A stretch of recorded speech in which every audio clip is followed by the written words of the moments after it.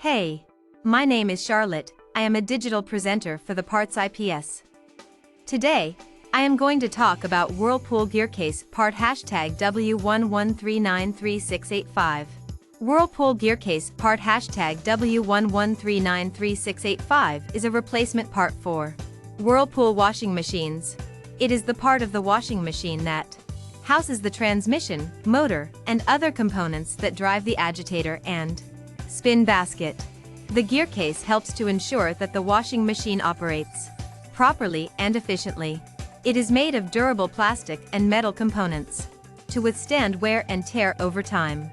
The GEARCASE includes a gasket, seals, and other components to help keep water from leaking out of the washing machine. This part should be replaced if This part fixes the following symptoms. This part is used to repair a variety of issues with a Whirlpool washer, including leaking from the GEARCASE area, noisy operation, agitator not turning properly, washer not spinning or agitating properly. Here is how you install this part. 1. Unplug the dryer from the wall outlet. 2. Remove the 2 screws from the back of the dryer that hold the top panel in place. 3. Lift up on the top panel and remove it from the dryer.